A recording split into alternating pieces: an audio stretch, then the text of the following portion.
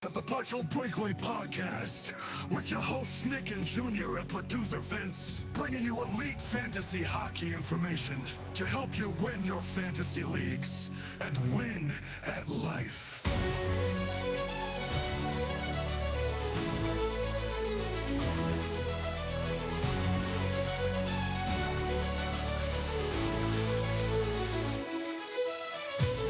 Episode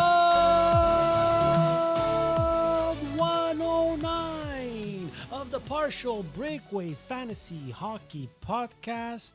We are back with team previews after a 3-episode hiatus for rankings.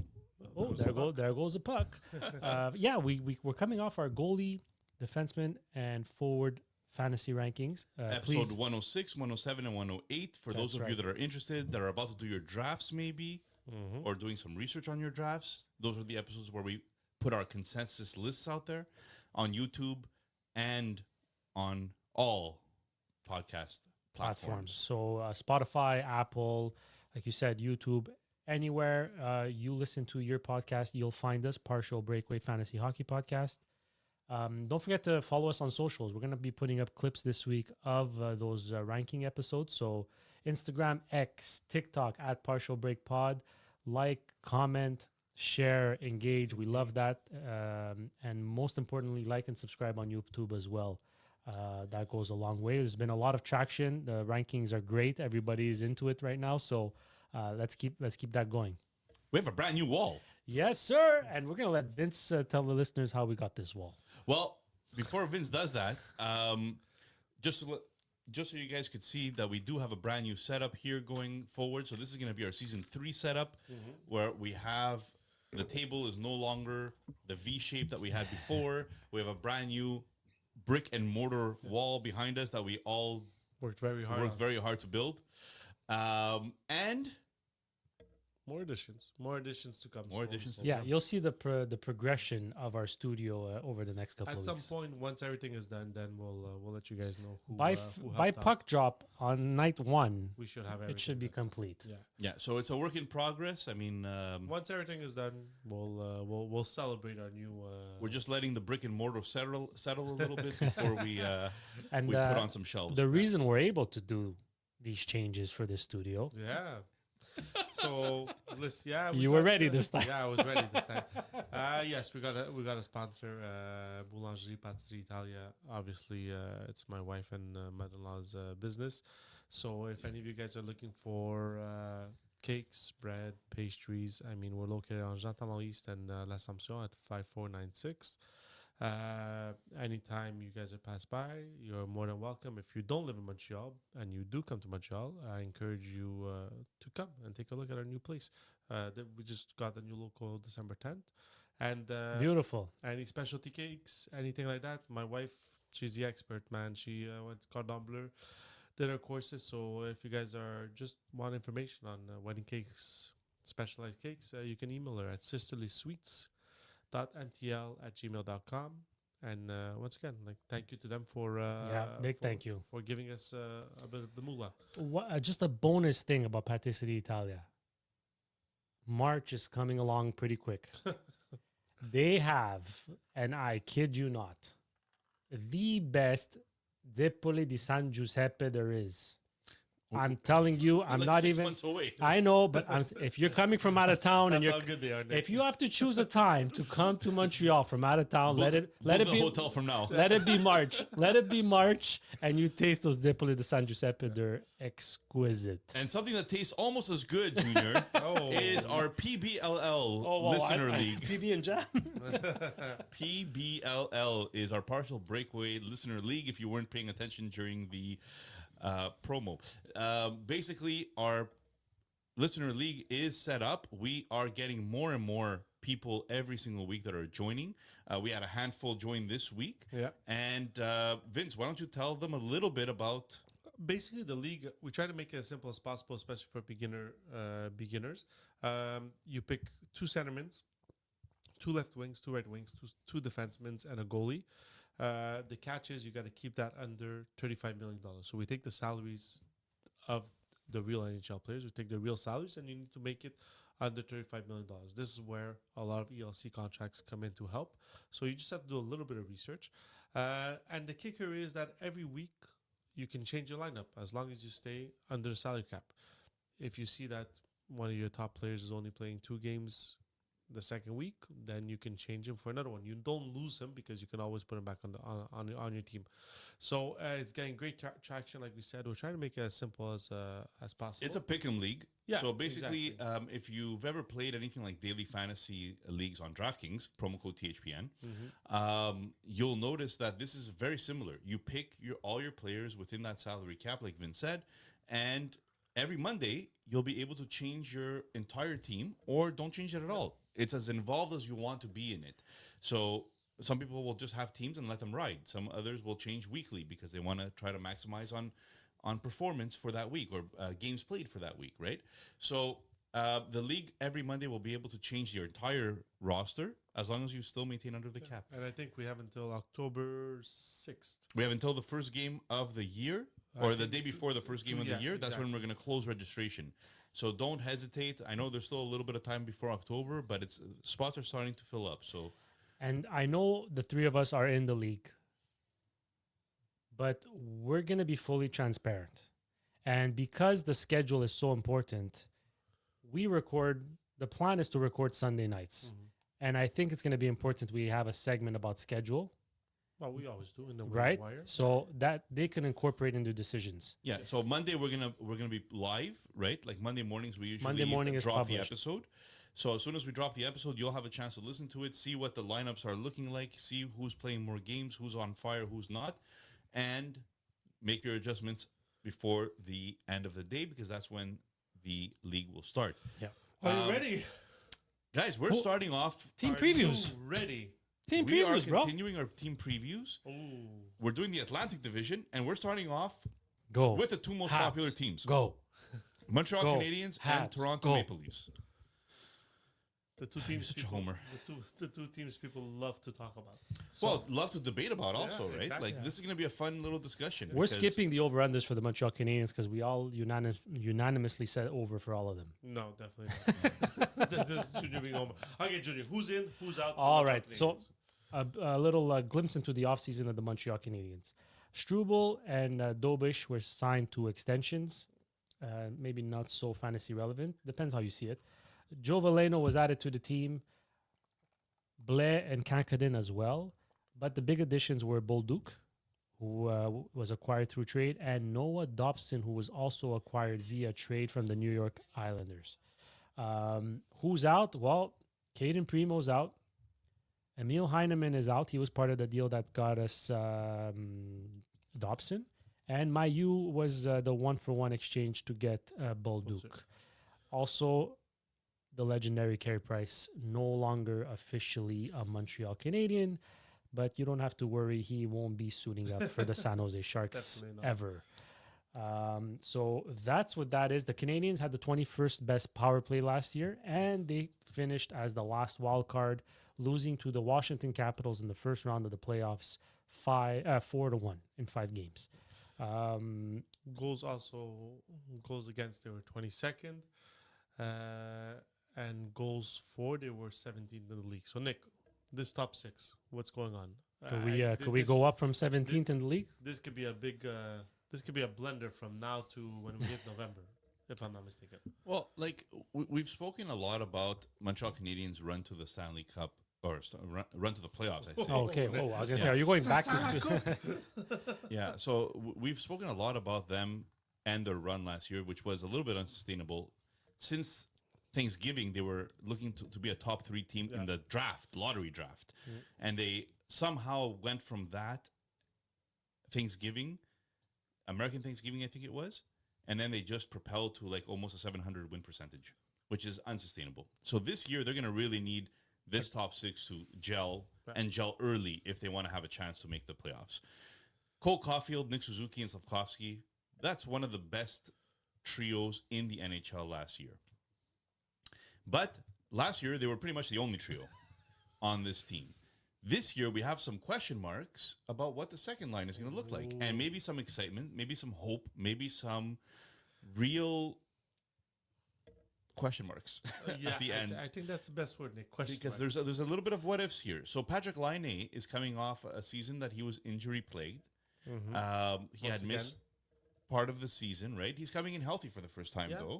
though. So Patrick Laine is there. Kirby Dach missed again another knee injury for Kirby Dach. Can we say that you just named 2 loose leaf papers there, Nick? Loose leaf papers. Well done. Well, Vince used to listen to our episodes back I in the used day. to listen to. That's why we got rid of it because it was just not. Kirby Dach is a loose leaf paper, but he's coming in again. Healthy. Hopefully, right. Well, he's still recovering, but he's supposed to be ready for the start of the season. Exactly, yeah. The way it's looking now. And then you have even Demidov, according to The golden child, that's right. According to Marco D'Amico. Marco D'Amico, thank you. It's Demidov, not Demidov. But It's even more exotic. Demidov is definitely the golden boy when it comes. Like, if you're looking at this Montreal team in 10 years from now, you're looking at Lane Hudson and Demidov, Zimidov. right? Like, those are the two guys that you're really French paying accent. attention. Zimidov. Demidov. I just did a little research just Before to you get there. go back on your topic as Go the back. top line of the Canadiens. Yes. Last year, they finished third as a trio in expected goals for, behind Terry Strome and Vetrano of the Anaheim Ducks and Connor Scheifele and Velarde of the Winnipeg Jets. Just to your point of the only They were- trio. Well, there you go. They were the only trio last year. Now, there are a couple of people that could jump into the top six Say it, here. Nick. Preach.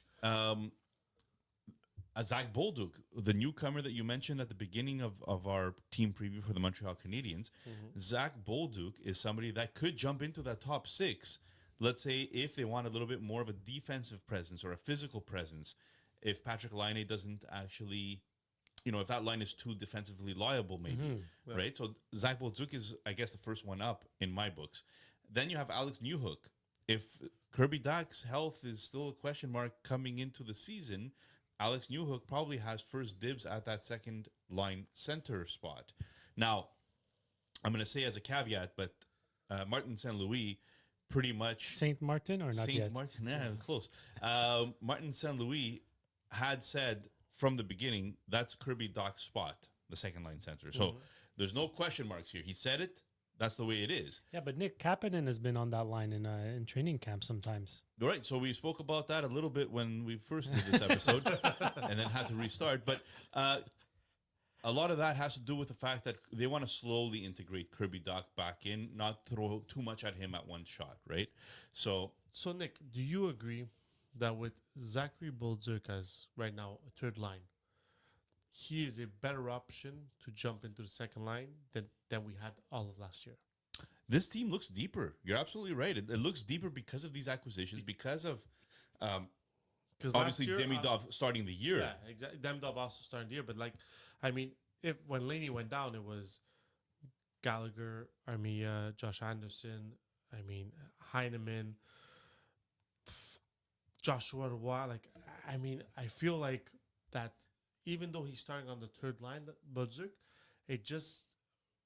we won't be a one-line team if Laney goes down. Yeah, I think that's well said. And another place that we're deeper is the defense. Oh, preach. Younger, but deeper. Younger if you take out Savard's 40 years. Yeah, old, replace it 40 with years, replace it 25. with 25, Noah Dobson. Yeah, I guess younger is the right There you word. go. You see? I told you. Mike Matheson and Yeah. Dobson look to be the top pairing. And ladies and gentlemen, that's pretty breaking news in the last week or so that Yeah. we've actually seen these defensive Training pairings camp come is out. here, baby. It's Training camp beautiful. is here. And Mike Matheson and Noah Dobson, I read an article, I think it was Arpin Basu who wrote it on The Athletic, and he basically said that what Martin St. Louis is looking at is both of these guys are great possession guys. They're great skaters. So even though defensively maybe this line could be a little bit liable, if you have the puck most of the time and you're keeping it away from other people, then you don't have to play defense as Like much. I hear the Montreal fans panicking. Is this bad for Lane Hudson? Well, the second pairing is going to have Caden Gooley, who's more defensively responsible, with Elaine Hudson. So that might unlock some of Hudson's offensive capabilities. But I see what you're saying No, but about I'm just saying because I hear them. I hear them saying, "Why isn't Lane Hudson the first? Lane Hudson the first." I'm the pairing? first Why- voice why? Vince is hearing, by the way. But I agree with you. I don't think this is a. Actually, I think this is a benefit to Lane Hudson because he doesn't have to go against the top lines of the other teams 5v5, so he gets a bit of a. So now that David Savard is gone, who's the veteran? The veteran is Mike Matheson, Exactly. right? So that's that. Like when it comes to that, if you're looking for leadership on the back end, Mike Matheson is the veteran on this team. Yeah. Even Alexander Carrier is a veteran, but he's more of a, Yeah. back of the lineup now type of guy. Mike Matheson is the type of person that's going to be here to lead, and Noah Dobson on his other side. I think that's a great pairing. I think so. I think this. I love Caden Gooley with Hudson yeah, together. I think this is so beneficial for Hudson compared to last. He's playing year. on his offside, but Yeah. I mean the guy freaking skates everywhere. I don't want people to freak out and think Lane Hudson's going to lose all kinds of ice time. No, He won't, definitely not. because when in need of goals, it's going to be Hudson on the above ice. anybody else. The one thing I want to add on Matheson, contract year. Yeah. He's stated he wants to stay. Obviously, now that the Canadiens are trending upwards, everybody wants So to let's stay, hope right? he sucks. No. No, maybe look, he had so many boneheaded plays because he was playing too much. Yeah. And I think a little bit of that pressure will be alleviated being on a pair with Dobson. He might not have to do all the carrying and all that stuff. Will it affect his points? Look, he had 31 points in 80 games. He's not going to be that 50-point guy he was 2 years ago. But can he still hit 30 something points? Like, could he be a waiver wire pickup when in need? I think he's a starter. Yeah. I think he could hit the 35 points, which would put him in the top 50. In deep leagues and in cap leagues, it's a nice contract. It's a nice fit. I mean, if you look at last year, Carrier, Matheson, Gooley, Hudson, Savard, Jacky.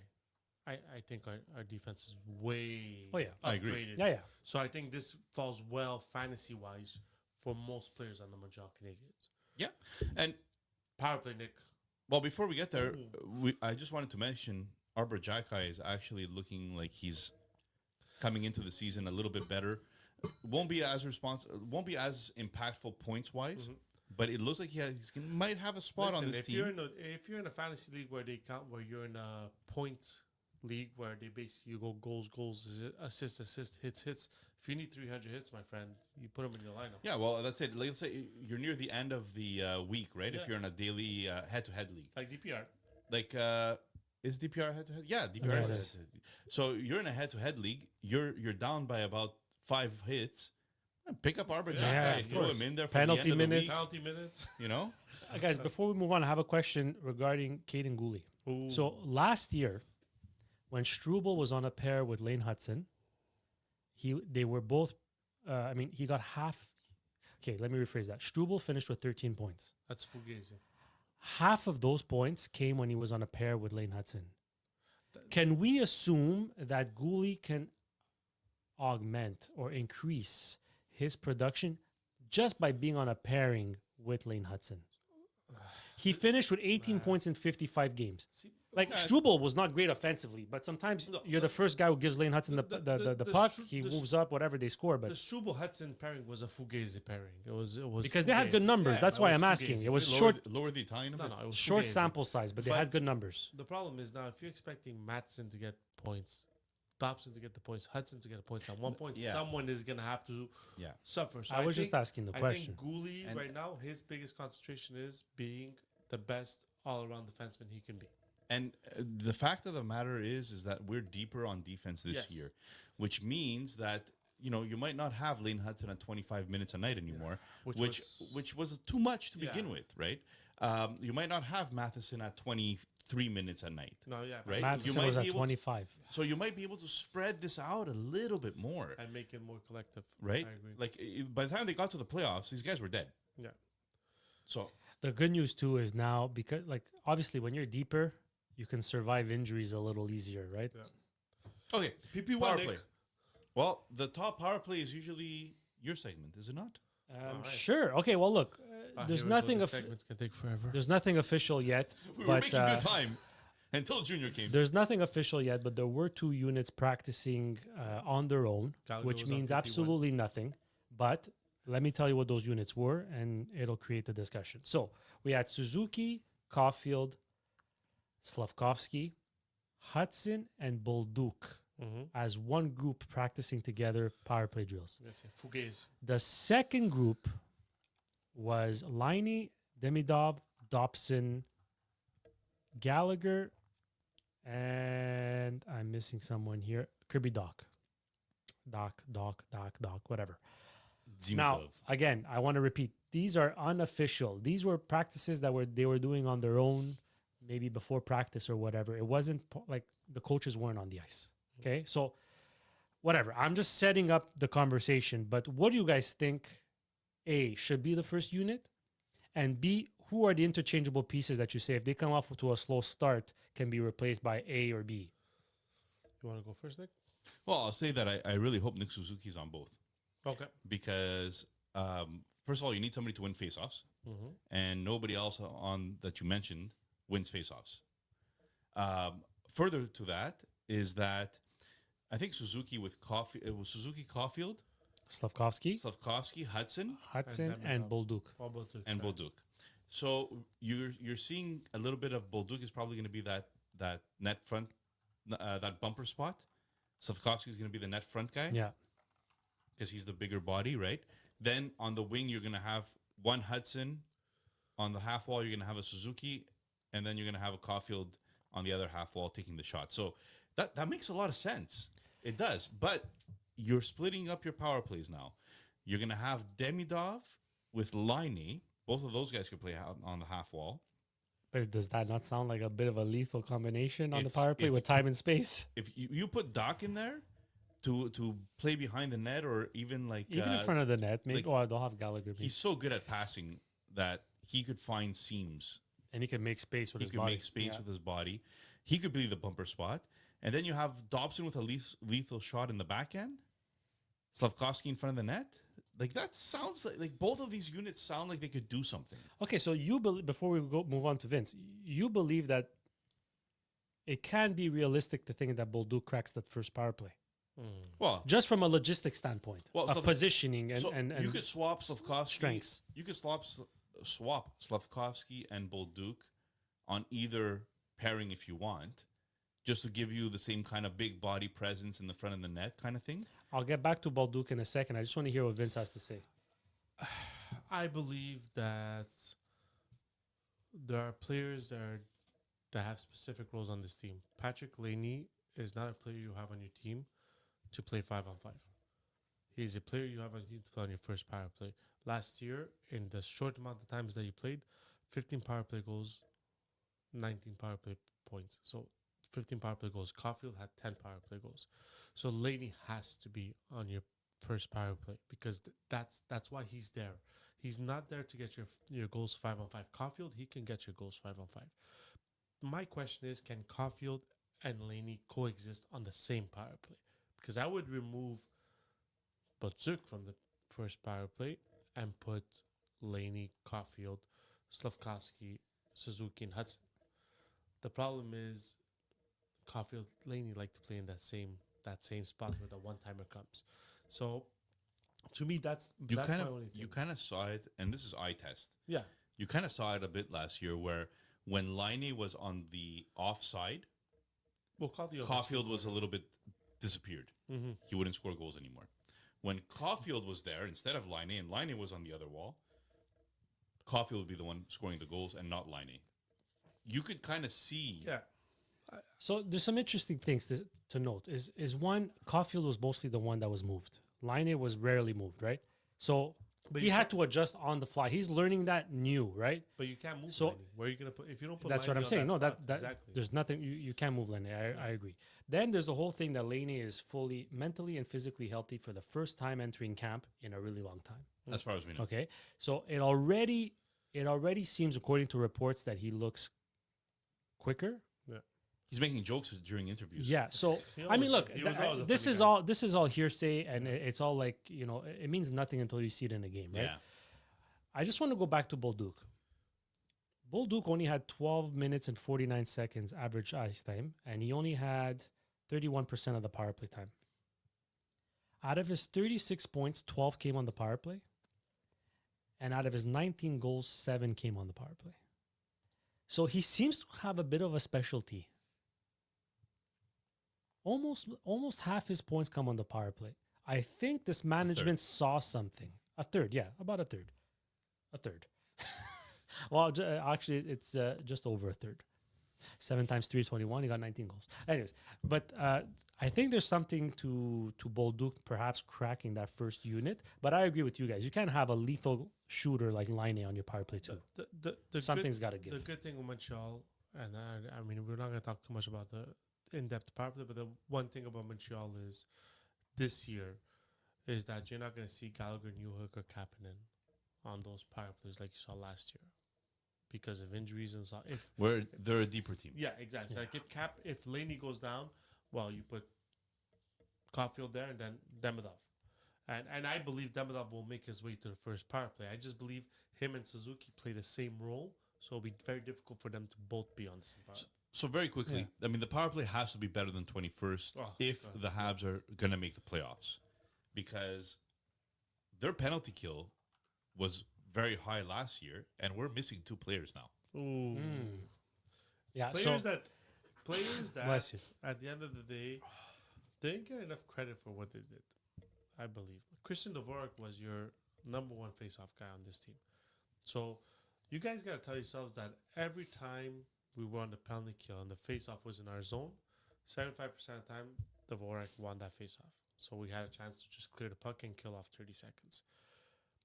Art Bia was such a, especially towards like when they went on that run after Thanksgiving, him and Evans had such a good chemistry on that they took the shorthanded and they made positives out of it offensively. And I believe that's going to be missed. And I know St. Louis Jr., he said Suzuki and Newhook would get a bit more look. Amir was a big boy. No, they're very good penalty killers that they're going to be missing out on. The Evans Armia combo was amazing. And one guy I feel that we're going to miss also is David Savard. With the shot blocking. So is this where Goulet comes in and stamps his role somewhere over here, or Jaikai, you know? So Carrier. Yeah. Well, Carrier was always on the PK, so who's going to be that guy next to Carrier? Okay, let's talk about goalies. Oh, guys, goalies, listen. If people are still questioning Montembeault, I think there's a problem. As a number 1 goalie, you guys not think there's a problem?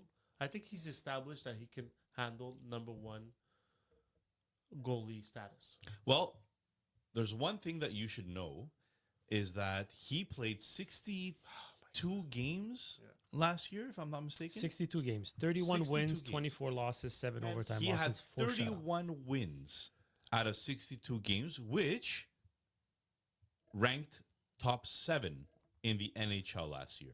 And they were going with 3 goalies most of the year because No, that was the year before. No, it was Caden Primo was last year. Caden Primo couldn't get sent down, so they were going with 3 goalies. They ended up No, sending him down. That was the after. year before. Yeah. That was the with year Jake with Allen. Jake Allen. Oh yes. But nice try. It was a nice try. It was cute. It was cute. But Caden Primo did get a shot, and so did Dobesh. Yeah. Right? So anyways, back to Montembeault. We'll talk about Dobesh in a moment. Sam Montembeault, his save percentage wasn't the best necessarily. 902. Okay? Not the best. However, we have to take into account that he kind of went on fire as the Habs kind of started doing much better. And the second half of the year is really where the Habs exploded. So 62 games. If you're looking for a volume starter, I would expect Montembeault to have volume again this year. And at a $3 million salary, that's pretty good value for a 62-game starter. You said down the stretch they had a pretty good run, right? Montembeault's numbers in the final quarter of the season, the last 16 games he played. 9 wins, 3 losses, 4 overtime losses, 2.55 goals against average, 908 save percentage. Goal save above expected, above average is 350. He was a big reason. And he had 10 steals last year. That's 10 wins on his back. Yes. That's 20 points on his back. And I think his goals above expected. 26.95. Goal saved above expected? Yeah. Yeah, 26.95. That's top 10 in the league. Top 10 in the league. To Vince's point, he's underappreciated because it's 3 consecutive years he has over 50% of quality starts. Yes. It's not That's not like you think. Oh, starting goalie naturally he'll get 50% quality starts. No, it's not like that in the NHL. No, And and it's very surprising because this guy was a waiver claim yeah, from the Florida from Panthers. the Florida Panthers. Don't say it. Marc Oh, Bergevin, listen. diamond in the rough. Was it Mark Bergevin? He sure was. Really? It sure was. I thought Vince's it was favorite. Wow. No. Yeah. Okay. He also did the Suzuki trade, right? Okay. Are we ready for some? So to the billions, millions, and billions and trillions of fans who are waiting for this segment. You went this way, that way, that way. That's why. We are back. Ladies and gentlemen, we had some technical difficulties, so we're just going to continue the rest of this podcast virtually as the new studio, there's some wires crossing. There's some things going on there. The brick and mortar in the background is looking pretty, but sometimes we might have put a little bit too much mortar on one of the wires that was there. Yeah. So I think the wires were crossing in our head more than. maybe they were crossing in our head. But let's continue with the over-unders, guys, because we were right in there. All right, so here we go. For the trillions and billions and millions of people who are waiting for this segment of over-unders for the Montreal Canadiens. These are exciting ones. Over. Yeah, there we go. Okay, ça sent la coupe. Okay, first one. Nick. Cole Caulfield. 39.5 goals. Does he finally reach that 40-mark goal this year? So I don't know if it's my internet that's lagging a bit, so hopefully I don't sound like a robot out there. But I'm going to go slightly over. Slightly. So he hits 40. Nick, he hits 40? Yes, I was he like, hits 40. Okay. I'm like, okay. Okay, Junior, you? slightly under. Deeper Oh. team, less responsibility, maybe like less pressure on them to.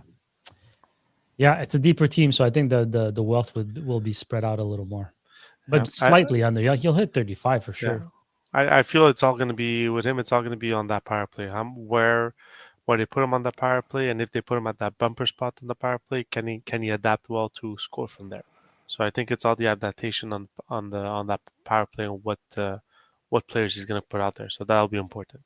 Well, Next. you mentioned something prior when Nick. we were talking about power plays. You mentioned something very important, is that, is it Laine or is it Caulfield? Because they both seem to play the same role. So, you're kind of saying to yourself, well, are they both going to take a little hit? It's Yeah, interesting. exactly. It'll be an interesting beginning of the season, that's for sure.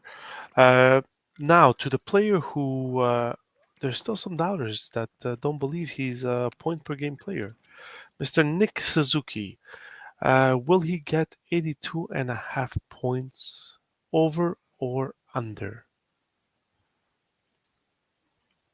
Listen here, Bodicole. He's an over. Last year, he hit 89 points last year. 89 points. I can see him hovering around that 89 to 90 points again this year. Nice. He's Junior? hitting 90. He's hitting 90. Smash the He's over. hitting that. Wow. You guys are courageous. All right. For one guy that I think I'm really going to have a close eye on him this year, just because I believe this has to be his breakout season. This has to be when he kicks the door down and says, I can be that number one line power forward. Slavkowski. Will he get 25.5 goals? So will he get over or under 25.5 goals? Last year, I have it right here. Last year, he had 18 goals. 133 shots. I'm going to say 25 on the dot. 25 on the dot. Yeah, 25 and maybe 35 assists for a nice 60-point season. That's going to be a step up from where he was last year. And at the same time, 25 goals is not something to sneeze at in the NHL. No, It's a nice step in his development. yeah, exactly. Absolutely. We need a And- progressive step from him. That's for sure. Nick, I have him at 24 goals, 36 assists, 60 points. You're wrong, Junior. It's 25 goals. At least we agree on the 60 points. We always agree. That's why we have to bring Vince So, on this Junior, podcast. you're Slightly under. Slightly under also? Yeah, slightly under. All right. And then for the golden boy of this year, for the Montreal Canadiens, we've been waiting for him straight from Russia. He came last year, showed us a bit of that flash. Demidov. Over or under Dimitrov. 55 and a half points. Junior, go first. I'll go over. I think he can hit 60. 60 points. So maybe Yeah. a Lane Hudson type of. Listen, right now, if you go on betting sites like DraftKings or whatever, you'll notice he's the leading contender for the Calder right now. The difference between him and Hudson, though, is he doesn't have to wait to be in the top six. He's already in the top six, Hmm. and he looked good in the like he got progressively better in the playoffs when the game is at its fastest, at its toughest. So he can hack, he can hang in there. So that proved to me that he's ready to be a full time NHLer, and that he can pull off. He's got the talent to pull off 60 points. I Nick. just hope he gets consistent power play one time. That'll Oh, help big time. that's. I feel in Montreal Canadiens, that's the number one question. I don't think he will to start, but we'll see. Nicholas. Well, I think if any Montreal fans listen to this podcast, hit that like and subscribe button on YouTube because Demidov is going to go over 50 points this year. Is he going to go over 55? Yes. Yes. Yes. Yes. Yes. So that's two yeses. Listen, I'm a homer for Demidov, so I say yes to also on the 55 and over 55 and a half points. Patrick Laney, if he can stay healthy, he says he's felt the healthiest he's ever felt in his life, in his career right now. He says everything is clicking, cylinders are running. Can he get over or under 29 and a half goals? Nick. I'll say over, but Over. barely. But 30. barely. So you're assuming, and this is on a full season played. That's right. Sorry. Yes. Good point. Okay. You could tell we've done this a couple of times Yeah. already. Yes, 30 goals is based on 82 games. Mhm. If it's less, unfortunately, uh, we'll see. We'll see. Junior.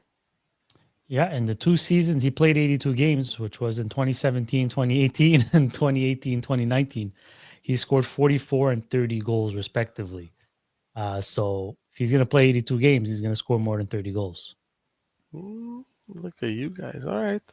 I just don't think he can stay healthy. So to me, it's going to be tough to hit those 30 goals. If he does, then they're a guaranteed playoff team. So we're good. All right. So for last year's Wonder Boy, who came out of nowhere, people doubted him, just like I doubted him, giving him only 35 points last year, barely. Lane Hudson, 60 and a half points. Can you repeat what he did last year, Nick? I think he can, but I'm more interested in seeing how he's deployed this year. You're having a Dobson enter the fray. It doesn't mean they're going to take away necessarily from Lane Hudson, but there's other options now available which weren't there before. So Mm-hmm. that's the only reason that I would say that I think a 60-point season is very doable. I would be surprised if he could go all the way up to 66 or 67, 70. That's the only thing. I think that they're going to share ice time a little bit more. Nice. Junior? Yeah, he got 66 last year. They're deeper. I think they're a better team, and I think they won't play from behind as much.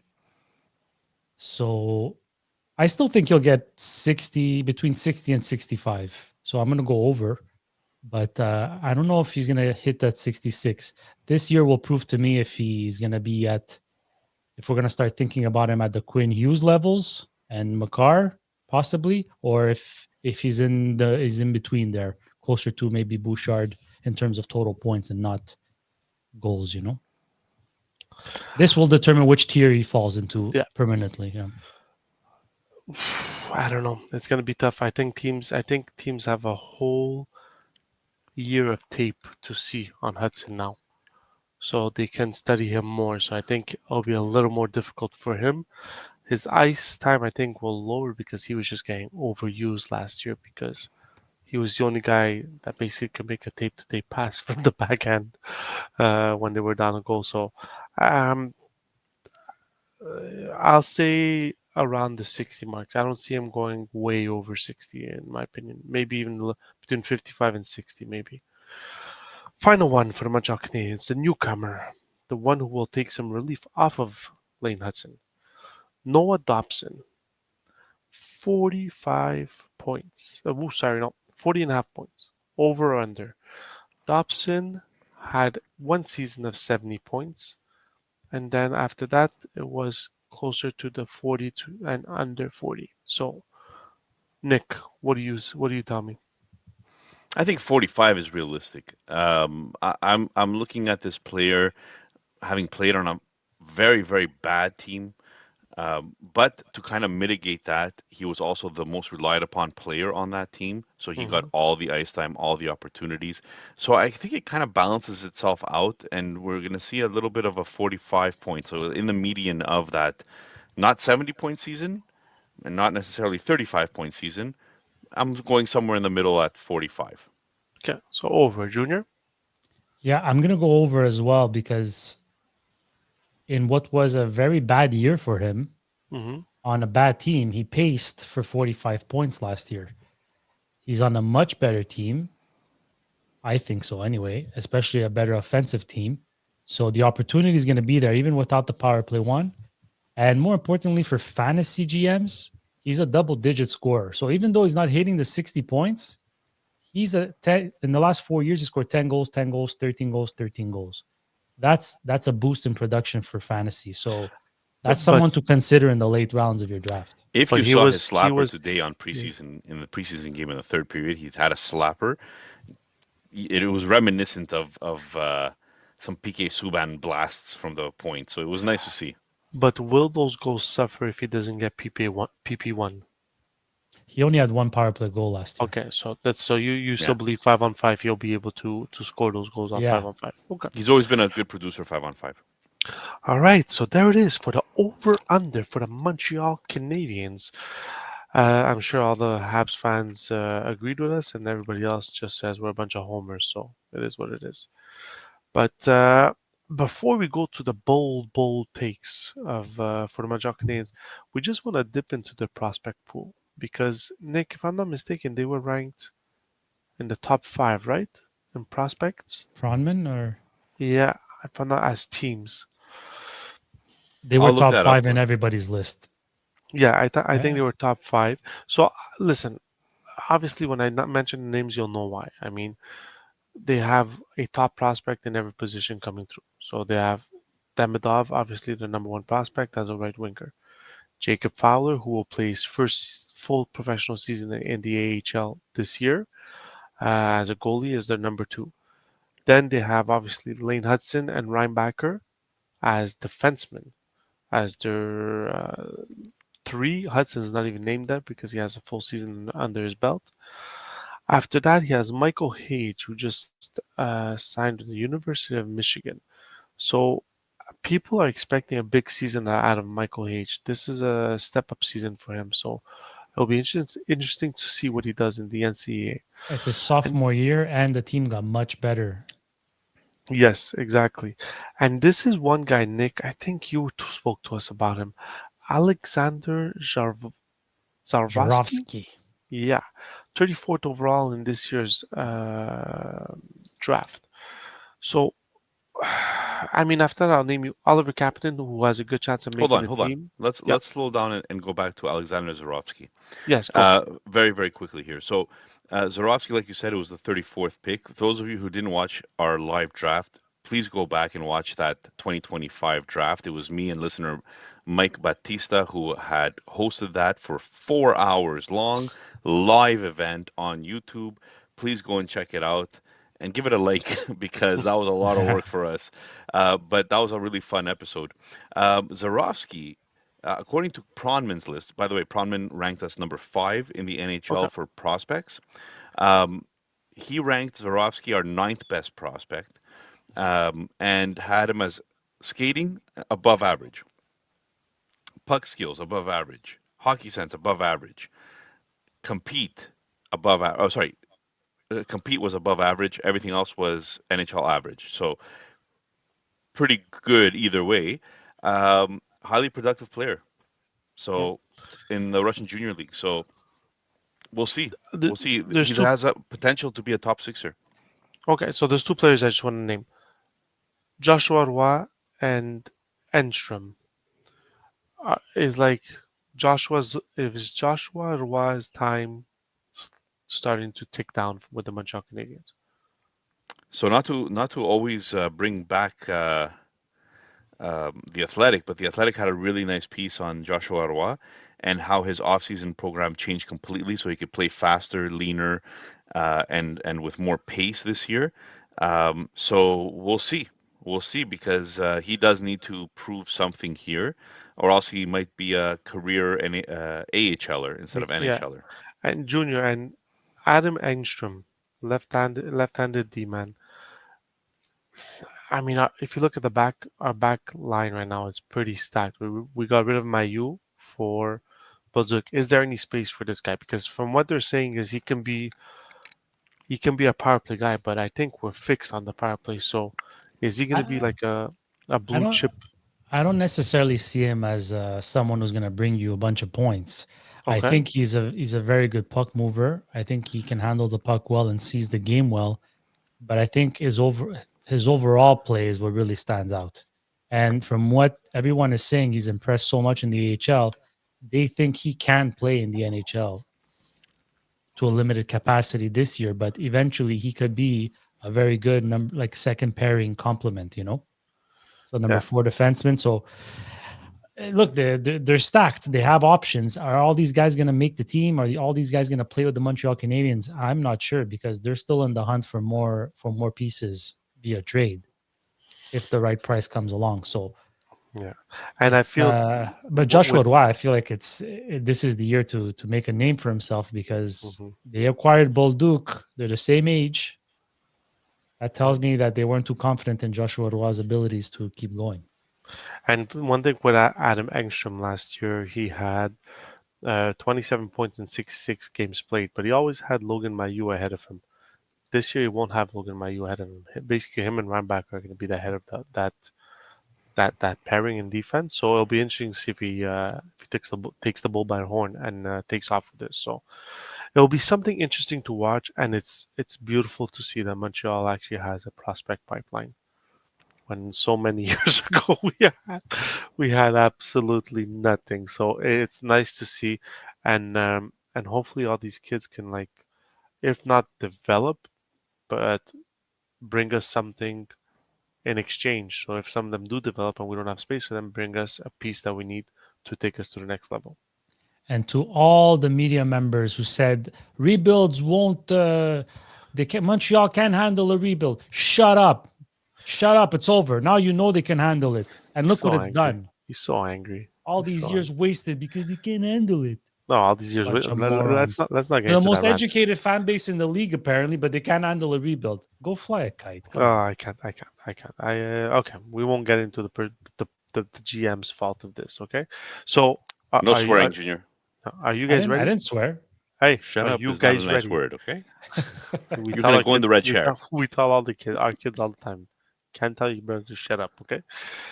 Okay. Are we ready? Are we ready for the bold of the bold of the bold takes for the Montreal Oh, Canadiens? They don't have to baby. be stupid. They could be just bold. Like, what's your problem, Nick? First of all, They're, when Ah, they're my bold. stupid takes come in, we're having a party over here. Oh I'm my, gonna yeah. pop champagne. We're gonna freaking take down the wall and re-put it again. Okay, who wants to go first for bold takes? I'll go first this time. He's ready. He was ready. Go. It's a team prediction. Montreal finishes top three in the division and makes the playoffs. it's nice. It's nice. Top three. At least you didn't say they're winning the cup. Yeah. No, I already said Vegas is winning the cup. Okay, yeah, but you flip flop like I don't know. No, I think it's bold. It's bold because they're young and unproven. But if everything clicks, they've got some good pieces, man. I Nick? think they could make the playoffs top three. I also think that they have some very good pieces, and this is the deepest we've ever seen this team. What really scares me is that 2C hole. Is Doc gonna be back to being that productive center even if he's a 60-point center, I'm happy with that. You know, but he looks like he's. I sent you guys a video actually from practice where he Yeah. was crossing the ice and Jack Eye almost hit him, but didn't actually hit him, and Doc looked like he was scared, like he was shaken up just from that. So it's gonna take him some time to get used to the contact again. Take him some time. That's why he wasn't playing in the preseason today. It's gonna take him some time. So hopefully it doesn't take him too much time to get back into the saddle, because if it's not him, we don't have a 2C. Hmm. So, what's your bold prediction, Nick? I think that they're making the playoffs this year. That's my bold prediction. I think that's it's. I actually think that's bold because this team last This year guy's boring, man. My did God, I not thought, did not. Oh wait, I had another bold take. can't believe you forgot your bold Oh take. yes, Montable finishing with more Vezina votes We're getting than technical. Shesterkin. Wow. So Shesterkin, Dostal, and Montembeau are your three nominees. No, Shesterkin's gonna finish fourth. Oh, fourth. Yes, Montable's Oh, gonna have more votes than Oh, okay, Shesterkin. okay, that's okay. interesting.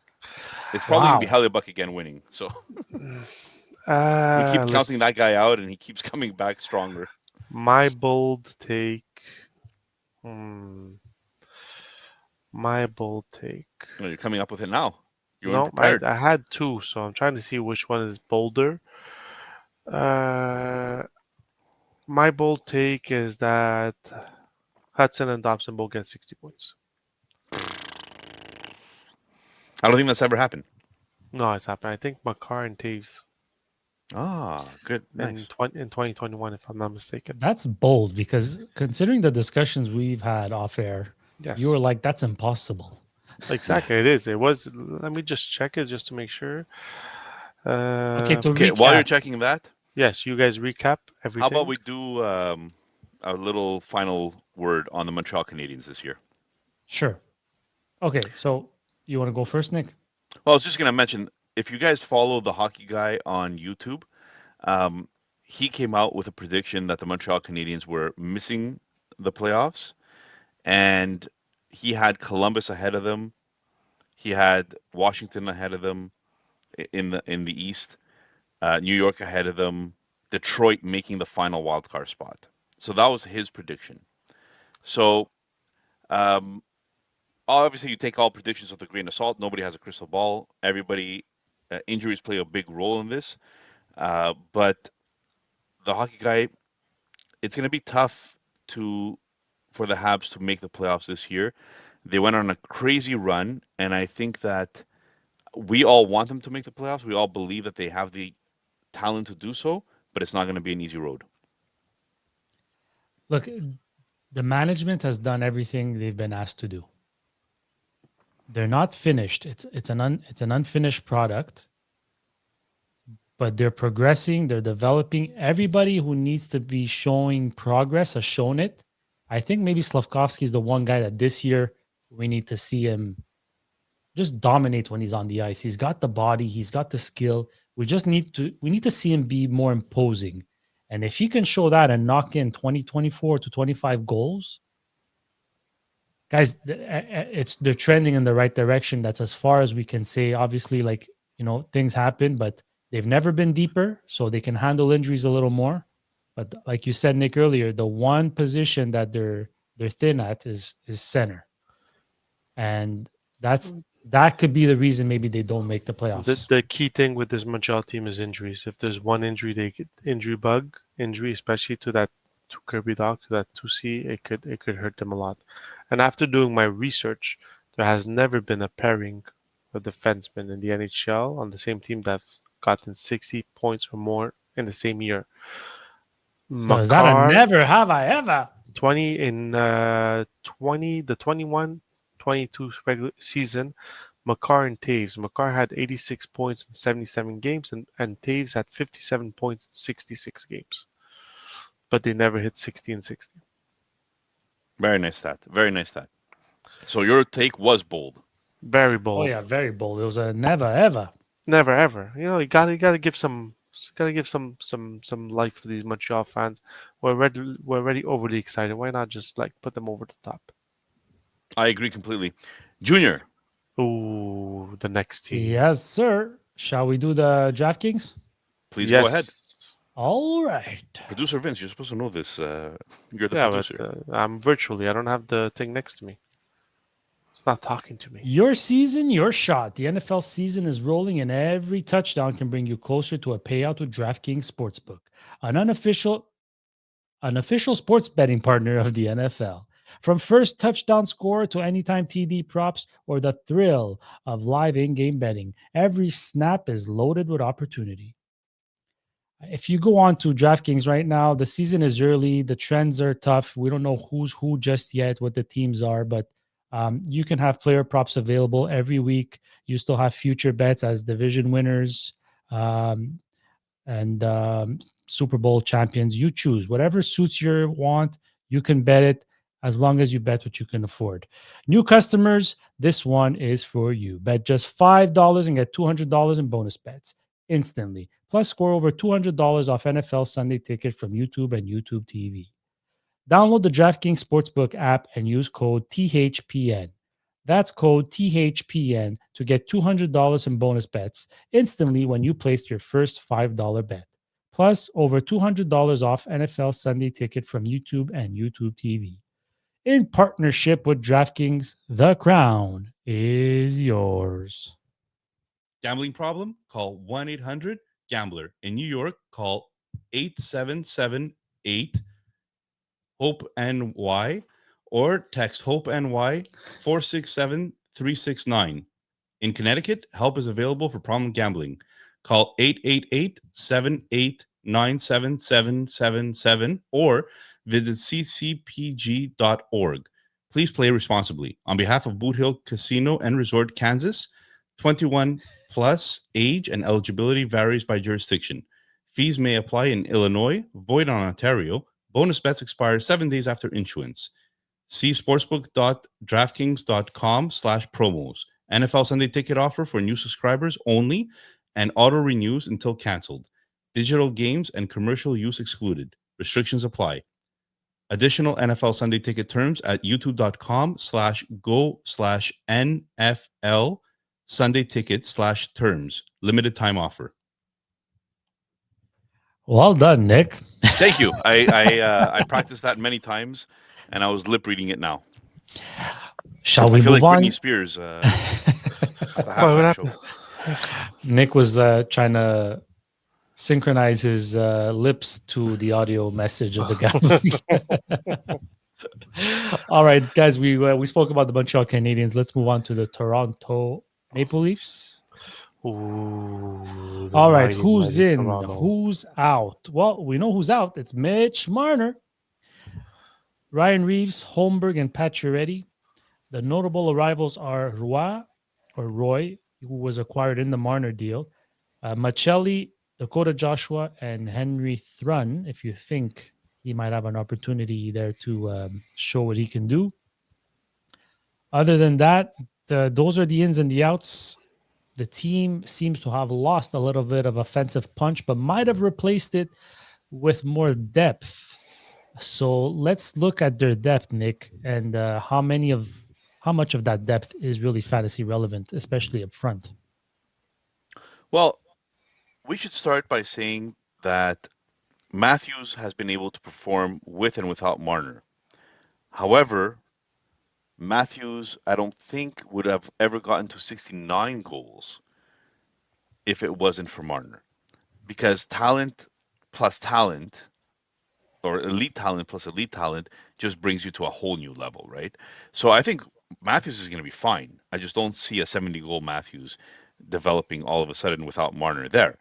Now, who's going to benefit from Matthews having a healthy and full long season? Him and Matthew Nyes are attached at the hip right now. And Nyes is a perfect complement to Matthews because he does bring even more physicality to that line. Matthews is pretty physical himself. And that gives enough room for somebody like maybe Machelli, according to Daily Faceoff. Machelli is going to be on that line as the playmaker and maybe distributor of the puck. Now, Machelli has not had a lot of points in the past, He's also haven't had as much opportunity as he's getting right now to play with such elite players. So we'll see how that turns out. In the meantime, we have John Tavares, point per game John Tavares, coming back on a beautiful $4 million deal.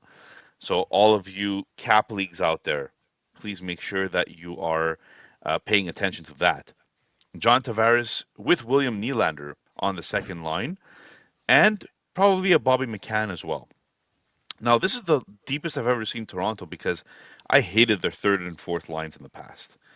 Here we have a possibility of Joshua Roy, Dakota Joshua, Nicholas Roy, Easton Cowan, maybe, Max Domi, maybe. Max Domi could move up and down the lineup as required. I just don't see him as a really top line player, but he could come in and spell from time to time. Um, and that's about it. These are the only other guys that might have a chance to come into the top six. What do you guys think about that top six forward line? I think they lost a 100-point player and did not replace him. I think that they're going to have a defensive system with the signings that they did that I don't believe they're going to put up as many goals as they did last year. Once again, you lost a 100-point player and you replaced him with Machelli, Roy, Dakota Joshua. Uh, I mean, and we haven't even spoken about the defensemen. Like, We'll get there. no, but Junior. I'm just saying we were talking about a defense in Montreal that has that improved with has more players that can move the puck. I'm not sure we can say that with the Toronto Maple Leafs. So I believe it'll be a more structured defensive system, less goals against, but obviously a lot less goals for also. So basically, more of a playoff team now. Yeah, they're listen. They built this team for the playoffs. The thing is, can this team bring them to the playoffs? That's gonna be the question. I think yeah, I think that's gonna be for sure. They have enough talent still to make the playoffs easily. Junior, 267 goals for last year, ranked seventh in the league. So I think they're going to lose out a little bit on that. Their power play ranking was ninth in the league with a 24.8%. I think that might go down a little bit as well. I think we underestimate the importance that Marner had on that team because of his underwhelming performances, if you will, in the playoffs. You're living in La La Land if you think that Dakota Joshua, Roy, and Machelli can make up for the loss of Marner. They absolutely cannot. They cannot. In the playoffs, different ballgame. 100%, I agree with you. You have a deeper team, harder to play against. That's fine. But in season, if you want to win the division, if you want home ice advantage in the playoffs, you're going to need a season out of the ordinary or an unexpected season from someone. And I think it's going to have to come from their goaltending. And if Stolarz can't stay healthy, they're going to have a problem because Stolar's numbers were elite last year, and we'll get to that. But in terms of top six, I'm not expecting Machelli to have a 70-point season. Are you? Are you expecting McCann to have a 30-goal season, 25-goal season? I'm not. Then you're also relying on Tavares to keep being a point per game player. A year older, so. I find it'll be a very challenging season for Toronto. They still have a very good team, but I think they're going to have a lot of hiccups, and it's going to test the fan base a lot. They need to come out of the gate. They need to come out of the gate winning games, or the table is going to start to turn. Machelli won in 2023-2024. The only season he played 82 games, he had 57 points. But even him, all the other last year, 55. The year before, in 2022-2023, 64 games. So he might be a 70-point player if he's playing with Matthews. But can he, just like we spoke about Montreal, can he stay healthy? Yeah, I mean that's we'll see. That's everybody obviously. Yeah. My question to you guys would be this: can Nyes be a 30-goal scorer without Marner on that line. I I really believe so. like Nice. Okay, I have nothing against Nice at all. This is not a question of putting shade. It's not me putting shade on Nice. I just think Marner had a big impact on that as well. As Okay, well, Matthews is elite enough not to need Marner, but did Nice possibly rely on Marner a little more? I don't want to. Okay, so I want to be clear here. I think that your negativity is coming from a fantasy standpoint, So Oh it's yeah, not for and sure. not negativity. and not for a team overall standpoint. It's not negativity. Because It's reality. It's not because negativity. last year, like if we're talking about last year, um, they had all kinds of points. Absolutely, they had Marner there. He was putting up points. Everybody was putting up points. It's great. Come playoff time, some of that goal scoring would dry up. The games would get harder checking. Marner is too much of a perimeter player, maybe, for the likes of this coach and this GM. And I think even the previous coach would say that there was a little bit too much perimeter play going on. So Michelli is a perimeter player as well, but you're paying him a lot less. And because of that, you're able to actually have a third line center, like a real third line center. Like Roy is a real third line center, not what they had previously. So I still think this team is deeper. I don't expect the fantasy points to be as high, maybe, for their top six players. But overall, team wise, I still think this is a very, very good team. And a team that will be fighting not for a playoff spot, but like Junior said, fighting for that home ice advantage. We'll see if they get it or not. When their defense comes around, Yeah, there's a couple of older players, and a couple. McCabe and Tanev. Well, McCabe and Tanev are the older players, but Carlo and Riley, not so long in the tooth, maybe. Now, Morgan Riley had some interesting discussions with their general manager about this year, and he's coming into this year supposedly realizing that he's got to be better if he wants to be the top offensive guy on this team.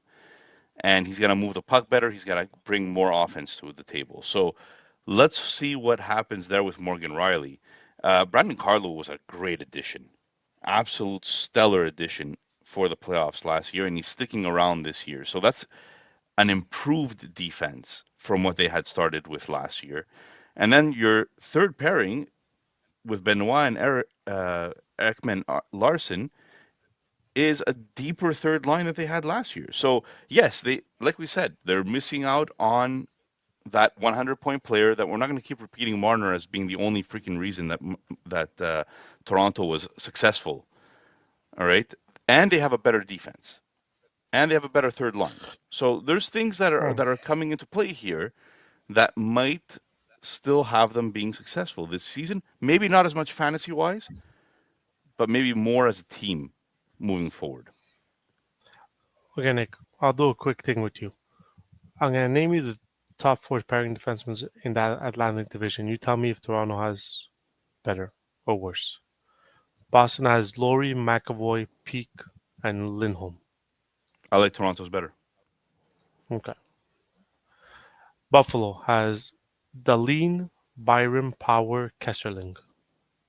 I like Buffalo better. Detroit. Chariot, Sider, Johansson, and Beckendocker. Well, if Sandin Palka comes in there, it might sway me, but no, I like Toronto's better. Okay. Cider is I agree with Cider you is a there. great big Sider piece. is the Cider. yeah, exactly. But yeah. Edvinson is a big piece as well that you didn't mention, but Yeah, he's because very he wasn't young there. still. Maybe he was injured. Yeah. Yeah, he's very young still. Forsling, Ekblad, Jones, Mikola. It's hard not to take Florida, man. That so deep. That defense is so deep. Matheson, Dobson, Gooley, Hudson. There's a lot more offense and a lot more puck carrying ability with Montreal. I like Montreal's defense better. Montreal and then And the average age of Montreal's defense is half of the one of Toronto. Yeah, I mean different points in our rebuild, eh? So, but Like Yeah. let's not forget Jake if you Jake take a look at Sanderson. I have just one more team. Sorry, Jake Sanderson, Zub, Shabbat, and Jensen or Spence. Shabbat? Shabbat, yeah. Shabbat. Um, the higher end is better for Ottawa. And finally, Tampa, Hedman, Moser, McDonough, Cernak. I would say even. So The the thing, thing Vince, with is that like a lot of those teams that you mentioned that don't have as that have maybe a better D, they don't have a Matthews and a Nylander on that team, except for maybe Tampa Bay, Well, Tampa Bay, Florida. Florida. But like the other Montreal. guys, Montreal doesn't have a Matthews and a Nylander. They don't have a Detroit doesn't Tavares have either. a No, Matthews and a Nylander. You know what I mean? So no. there's a I agree, balance to but be made, to be had, I or agree, whatever. but with this Toronto team, the signings they made was not to replace Marner. The signings they made was to proceed further into the playoffs. I just feel it could hurt them in season, and that's where I Look, was going with that. I think I think from a fantasy perspective, I totally agree with you that Toronto has dropped a notch, fantasy wise. Again, I don't want Toronto Maple Leaf fans to think that just because we're talking fantasy here, that their team is worse off than it was last year. It's not necessarily the case. Now, Can I just before add one thing? Because you mentioned how it makes them better in the playoffs. But from games three, no, after game three, so from games 4 to 7, the Maple Leafs scored a total of 2 goals. Their moves are not going to help them score more than 2 goals in 4 elimination games or 4 playoff games. you don't know that running 4 lines instead of running 2 lines might do that. Running 4 lines, they made At enough least moves to run 3. 4 lines. At least 3. They didn't have 3 last None year. of their bottom six, none of their bottom six had double-digit goals last year. Yeah, last year was horrible. Their bottom 6. So This year is you're better. hoping Joshua Roy is not Joshua Roy. What's his name? Nick Roy. Nick Roy is going to score double-digit goals, which is doable. I think it's very Dakota foreseeable for him. Joshua, Roy. You're gonna probably have Max Domi there in the bottom 6, which you had him playing top 6 last year, right? There's an opportunity here for the bottom 6 to be better. I really do believe that. Domi but had less than 10 goals in the top 6. so can we agree? Put him in the bottom 6. Yeah, can we agree that at the end of the day, this team will go as far as their goalies' health goes with Oh, Stolars and Wool? of course. For me, yes. Because Because Stolars has played how many games here? Let me get it. he won 21 out of 34 games. His numbers were ridiculous. He had not 214 goals against average and a 926 save percentage. Ridiculous numbers. He just couldn't stay healthy. But he has to because he's got Tanev at 36 years old. He's got Ekman Larson at 34 years old in front of him. Jake McCabe is 32 almost. So like Morgan Riley's almost 32. Like, and the only guy who moves smoothly is Morgan Riley. So they need their goaltending. It's the reality. I think they really need their goaltending to keep up. And that's not they have the guys in place, right? Stolars hasn't played more than 34 games in the season. That's a little scary. Well, that was scary last year too, though. I had mentioned that last year's game preview, right? A team preview for 2024-25 season. I mentioned that Stolars had not played more than 25 games, I think it was, at that time. And that's scary when you're looking at it. But I had more faith in Joseph Wool moving forward as the possibly 1A on that team. The only thing is that Wool can't stay healthy either. So now that's where Hildeby comes in and becomes an important third goalie for this team. And you know what, though? I'm not worried about Toronto's goaltending. You know, even if they have a 1A, 1B system, one of those guys goes down. Hildeby could easily come in and replace, and they won't even miss a step.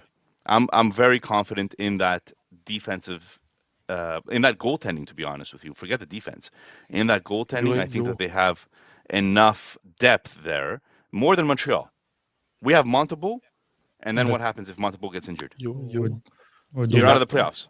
You're out of You're the not gonna playoffs. like my bold prediction.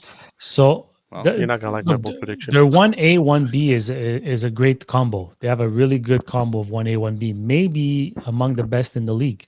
Like Wolves' numbers were decent, 2.73 goals against average and a 909 save percentage.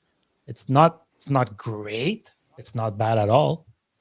So Hildeby's numbers, okay, small sample, they weren't that good, but no, if something drastic happens in goal for them, like in terms of injuries, that's when I think they might be in trouble. They survived it last year because they were able to outscore teams. We'll see it this year. you guys are way too negative. And Nick, you said I'm not Nick, negative. and you said hillbilly, Hildeby. Whoa. Uh, talking about their prospects, uh, they have some prospects in the pipeline. They have Easton Cowan that they're hoping is going to make the team this year, and he could He be a should. player that could maybe jump into that top six if ever there's any injuries. Ben Danford, I think his development's a little slower than they would have liked, but he's only still 19, so he's going to be playing the OHL. Then, like you said, Nick, there's Dennis Hildeby. Hildeby. Hildeby. There we go. Got it. It's Hildeby. not hillbilly. Who's been listen? Yeah, exactly. Who at the end of the day doesn't need to prove anything in the AHL. I think he's proven that he's more than capable of handling the AHL. And then they in 2020 they drafted another goalie, Artur. Oh Jesus, Murphy, Akitamov, also 23, playing with the Marlies. So I mean that's where it goes with their prospect pipeline, obviously, because they're a competing team every year. So these are pieces they have to trade to get those pieces for the playoffs. So their pipeline being very thin is a normal thing because it's a competing team. So I just wanted to interject. Um, there was a The Athletic article that gave you a chart. It was a square actually, and in that square it showed you all the teams and where they are as a competitor, as a builder, and where they're heading. Right. In the next few years. So Montreal was not quite playoff team yet, but they were high up there in the ready to start competing Opening window, right? opening window. So Yeah. their window is right there. And then Toronto was just a bit under the equator on the right side, where it came to the um, maybe starting a possible decline. So it's going to be interesting to see this year how all of that plays out, because I think that um, Toronto's window, I think they're fully entrenched in that window, but maybe that door might start closing sometime soon. Oh, it's starting to close already, in my opinion, anyways. But here we go, ladies and gentlemen, for the trillions and billions and millions that have Um, listened to our nonsense just for this segment. The Toronto Maple Leafs over under. Yeah, I mean they're gonna be a little tricky. I think some of them. We'll start with the first one, the obvious one. The captain of this team, the leader of this team, goal scoring machine, Austin Matthews. Yeah, what's wrong, Nick?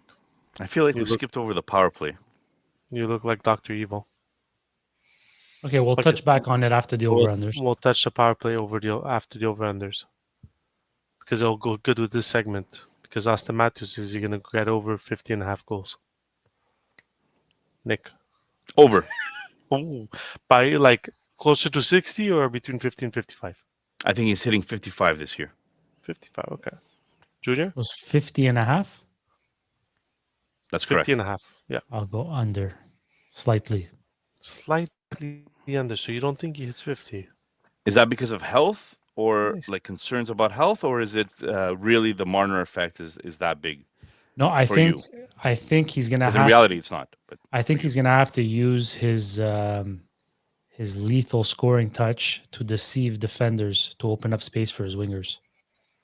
To wow. get more depth scoring from his wingers, he's gonna have to create the play a little bit, and I think it might take away slightly from his number of goals. Well, that's really like projecting. Yeah, I feel I I Interesting. do my feel homework. I study. I I, analyze. I do I stuff. feel they're not going to wait long before they put Nyes, Matthews, and Nylander together. That's just me. Okay, next guy, Matthew Nyes had a almost coming out party last year. I think it was a Um, coming out party. yeah, showing that he can play, could be a playoff performer. Also, he held his ground in the playoffs.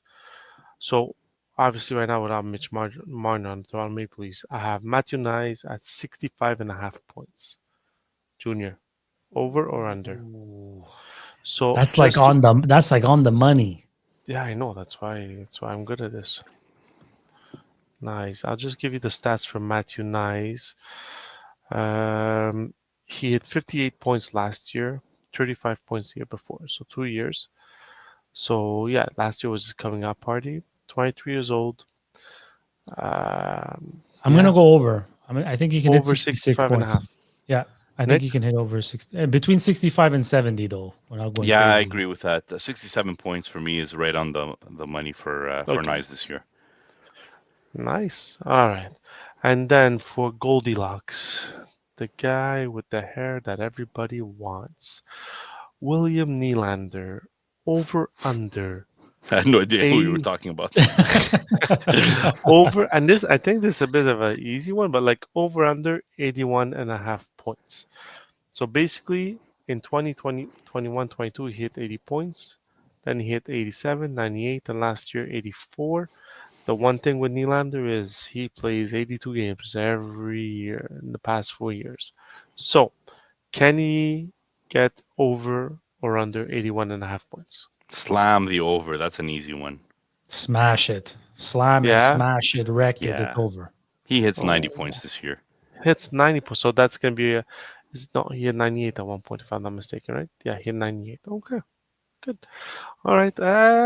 I think we put it that low just because of the. I know we keep on saying it. The Marner effect is the Marner effect at the end of the day. So, But um, Nylander didn't always play with him other I than the never power played with play. him. you know, Other than the power play, he was never on that line. yeah. But wait, let me see here just to see. Yeah, but yeah, 12 goals on the power play, right? Okay, this is 2 for 1 basically. I put Michelli or McMahon 23 and a half goals. Are any of them gonna hit that? Combined, No, no. Like are one or the other gonna hit over 23 and a half goals? I under, see you smiling, Nick. under, man, under. Both of them? None of them are gonna hit like over 23 and a half goals? No, they might hit. I think they might hit close to 20. They might hit 20. Oh, you gotta be a homer, Nick. Machelli's never scored more than 17. I know. I looked at their And stats before doing these things. last year McMahon scored 20. Mm, So I think they can hit 20, but not over 23. So I'm gonna go under. There's nothing wrong with that either, but Yeah, I'll say under also. But Machelli, I'm not looking at him for goal scoring. I'm looking at him to create some assists. So you're absolutely right. I think that he is the type of person that could hit 20, and that would be his career high. hmm Um, and if he hits 20 on his career high, he might also have about 45 assists, 50 assists. So Like he could be a 70-point player, like I said. wow, nice. Okay. 70-point player for 10 points. Machelli. That's it could be a bold prediction that uh the man who kept his word and re-signed on a discount. Discounts we never get anywhere. John Tavares. Some would 60. call Dobson a discount. Yeah. yeah. Suzuki 60. was a discount. Yeah. Well, Suzuki because he signed his contract before we knew the salary Caulfield cap was a was going up discount. $30 million. So they trust me, they're regretting it now. But they're gonna be UFAs at the end of the contract. But enough about Montreal. John Tavares, 66.5 points. Over or under? I'm gonna go Nick first. Over. Too easy. Over? Too easy? Yeah, too easy. The guy did point per game last year. He never played with Marner, and now you're saying he's going to hit 60. Like the guy's going to hit 75 points easy. He also turned 35, Nick. They say Okay, so once you all hit of a sudden 35. he forgot how to play hockey. He's 35 now. Okay, so Nick, what happened in 23, 24? He hit 65 points. Okay, and Okay, so 23, and 24. How much did in he 80 hit last games, year? 74. But I'm just saying, you make it seem like this guy never hit. He hit 65 in 23, 24. Yeah, Then he could be a last year he 70 hit point player this 74. year. He could, but this is why the over under 66 and a half. Okay, 70 don't say points. easy. Okay, I worked hard for these Easy, over unders. easy Don't 70 start. points. If he doesn't get 66 over 66 points, Junior, this podcast, we're gonna write on those brick walls. Guys, I want you We're guys not to like touching this and brick wall, by the way. subscribe, all right? Like and Uh, subscribe if you agree that Tavares could hit 70 points easy this year. Easy.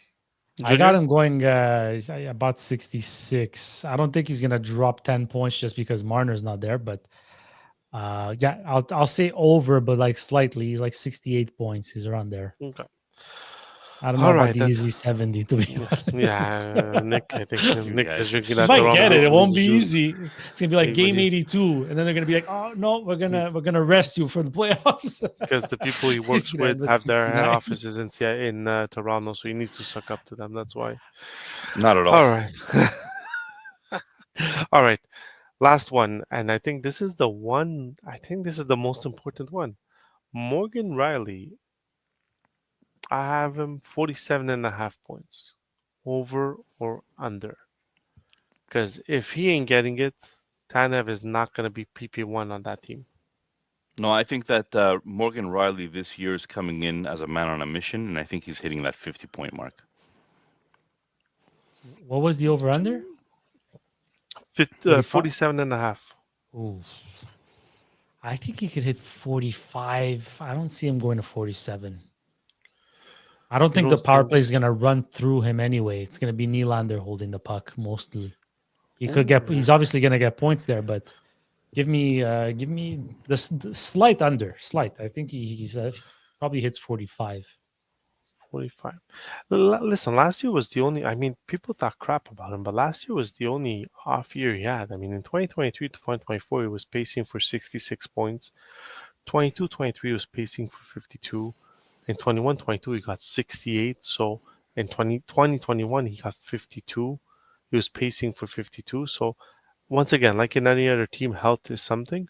But I'm with Nick. I feel a bounce back here with him. He has no choice because if he doesn't bounce back, there's not much offense coming out of that defense except maybe if OEL. I mean, I see. I mean, he's the only one that could be a suitor to come. Listen, I kept him on purpose on my LPHL team this year. I really do think that there's a bounce back coming, and his contract is kind of nice for a defenseman. Like Yeah. you see a lot of other defensemen that get paid a lot more and do much less points. If he hits over that at that cap, that's really Yeah. good. All right, ladies. Oh boy. So the over-unders are finally done for the trillions and billions and millions that listened to this. What is left? All right, somebody for else talk now. What is left for the Toronto Maple Leafs? You want to touch on that power play?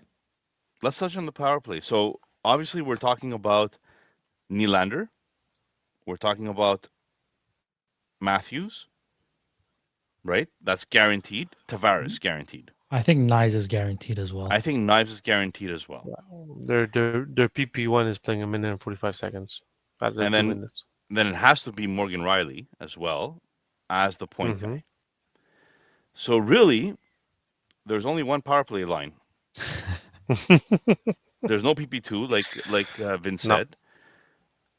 And that's probably why we didn't talk much about it. Because even if Oh they're, no, that, like they're gonna miss Marner. They're gonna miss Marner on the power play. I agree with you guys. That's there. But they inevitable. have That's so inevitable. much talent on that power play that they might not miss him that much. They might drop a few spots in the standings from the power play standings, I mean. But how much are they really going to drop with They're that still much going to talent have on the a team? top 10 to top 12 power play. what The I'm saying. question I have is if Riley does struggle on the power play, I wonder if they try 5 forwards and put Machelli as the quarterback. Could be. It's a I nice think, thought. I think I would almost rather that than putting an Ekman Larson there. and And having that a would one increase his power- points. Yeah, having a one power play line is not bad. I mean, look at the Edmonton Oilers. You got McDavid, you got Draisaitl, you got Bouchard, you got Hyman. Oh, you got nobody on Nuge. PP2, my friends. Nuge, so yeah. So I think the power play is gonna lose a few points in the standings, but I don't think they're gonna be like I still believe this power play is gonna be the top 10 power play with the players that we just named. I Which don't see means them going. fantasy relevance, my friends. Yes, exactly. Any All chances right. Cowan cracks the lineup? I think he has no choice but to crack this lineup this year. Well, you He think has, so?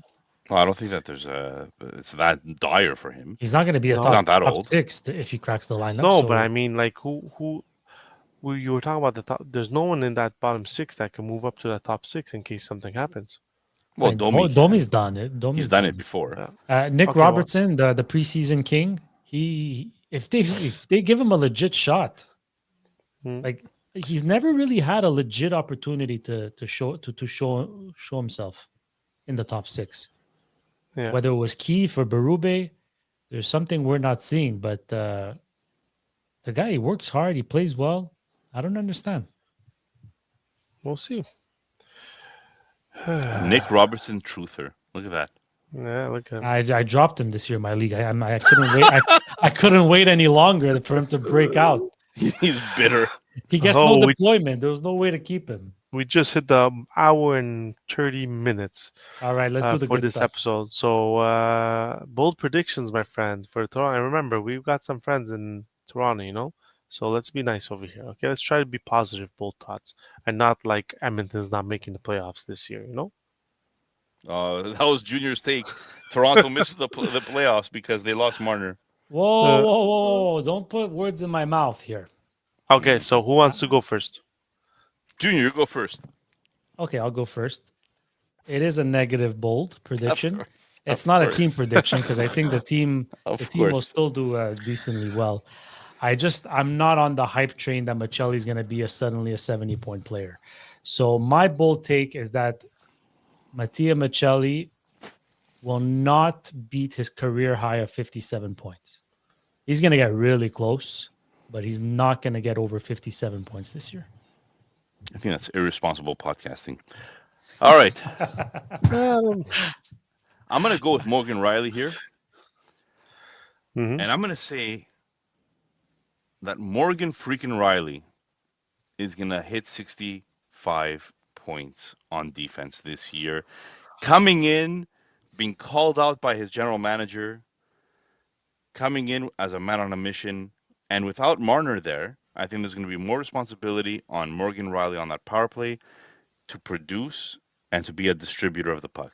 Morgan Right. Riley, write it down. That's a fantasy GM homer if I've ever seen one. 65 points. All right, Vince Michelli under 57 points. I'm gonna Riley over be- 65. I'm gonna go with Austin Matthews score 65 goals. Jesus. Yeah, I think Austin Matthews is gonna be on a mission this year because of all this talk of the Marner talk that we're basically all having right now. That they're gonna No, that basically Vince and downfall. Junior are having. That we're gonna. Everybody's having it. The No, experts not are having everybody. this talk too. Vince First and of all- Junior is having. Okay. That's it. First of all, And- what is so bad about what we said? Everybody's going down. The whole team's gonna miss the playoffs. They're not gonna be top Just three. because they won't score as No. much, it doesn't mean they're not going to win games. They're just going to win games Nick, in a I'm not different gonna lie. way. Here. How I do have you them. take out Marner and expect them to be top 5 in goals Yeah. scored next year? Impossible. I have them in the playoffs. I'll eat but I my have- words gladly. I, but I have them in the playoffs, but I have them as a wild card. I don't have them in the top 3 of our division. See, you see what I mean? You see what I mean? No, okay, but well, but you know, do? that's I have them as top 3 team. Absolutely, No. I have them as top I 3 team. think Tampa Bay is better. You're gonna have. Florida- I think Florida is gonna have a hangover until December, and Yeah, then they're but gonna I- wake up. They're still like, gonna make the playoffs, but they'll they're not gonna finish be the top third. 3. I think Ottawa will be up there. I feel Ottawa is going to be a good team, but like I said, this is just. But I Ottawa, do even believe, if Ottawa's a good team, they're still a wild card team. We'll see. But I still do think Matthews is going to come out. Is going to come to prove haters wrong that he can score 60 to 65 goals. Doesn't need anybody to do it like basically an Ovechkin Guys, type thing. that's a lot, So- man. I know, but that's why it's bold prediction. You guys are all boring with your bold prediction. I freaking put it out there, my friend. And if any of my bold predictions come true, let me tell you, man, we Yeah. party. They never will, just like your predictions at Mise au Jeu and NFL. All right, Junior, Cue that outro music, my friend. It is time.